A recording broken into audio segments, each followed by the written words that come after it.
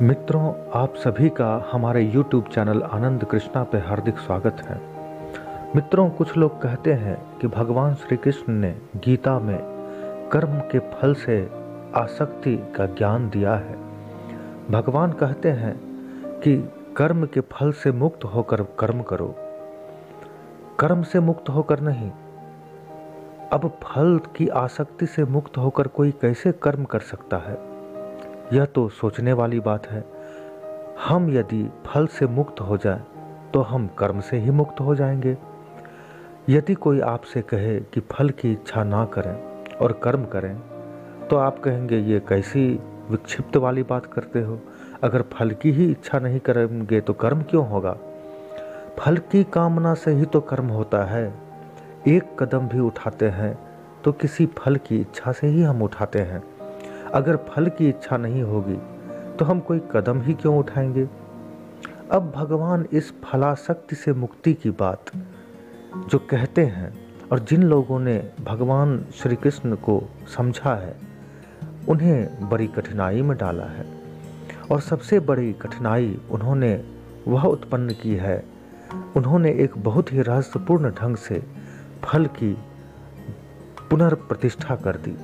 फिर उन्होंने यह कहा कि जो फलासक्ति से मुक्त होते हैं वे मुक्ति को उपलब्ध होते हैं। अगर भगवान ऐसा भी कहते हैं कि जो सब फलासक्ति से मुक्त हो जाते हैं वे जन्म रूपी बंधन से मुक्त होते हैं, तो उनके मुक्त होने की बात किसी फल की सूचक नहीं है। ऐसा नहीं है कि जिन्हें इस संसार के बंधन से मुक्त होना है वो फल की इच्छा छोड़ दें। भगवान कहते हैं कि फल में जो तुम्हारी अधिक आसक्ति होती है उससे तुम्हारे कर्म पर भी फर्क पड़ जाता है। इसलिए यह सिर्फ एक सलाह टाइप का है। फल की इच्छा छोड़ने से मुक्ति फलित होती है। अब आप इसे समझना चाहते हैं तो आप देखिए कि हमारे जीवन में दो तरह के कर्म होते हैं। एक कर्म वह जो हम वर्तमान में करते हैं, कल कुछ पाने की इच्छा में करते हैं।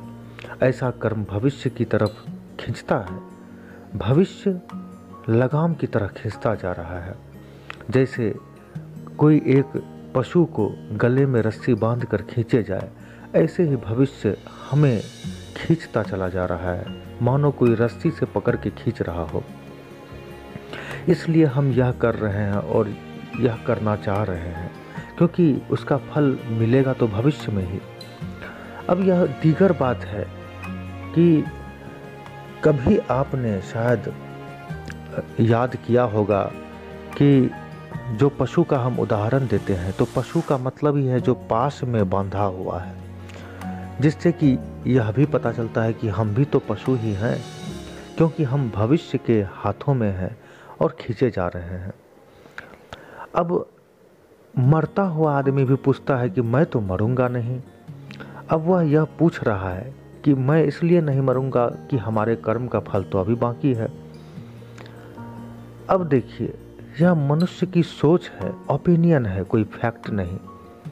दूसरा कर्म वह है जो भविष्य से खिंचाव की तरह नहीं निकलता, बल्कि स्वयं मेवा होता है और एक नदी की धारा की तरह हमारे भीतर से निकलता है। जो हम हैं उससे निकलता है।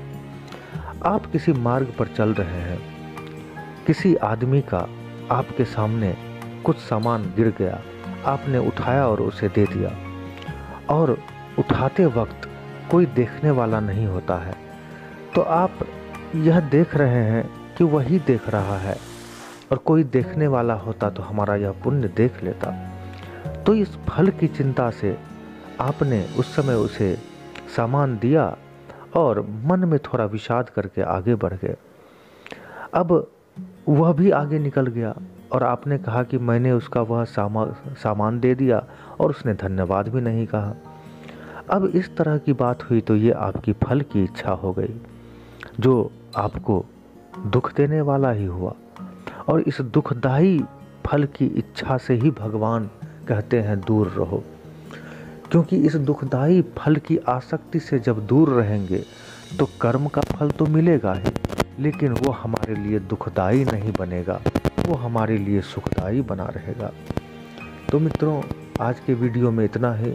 फिर अगले वीडियो में मिलेंगे। तब तक के लिए नमस्कार। जय श्री कृष्ण।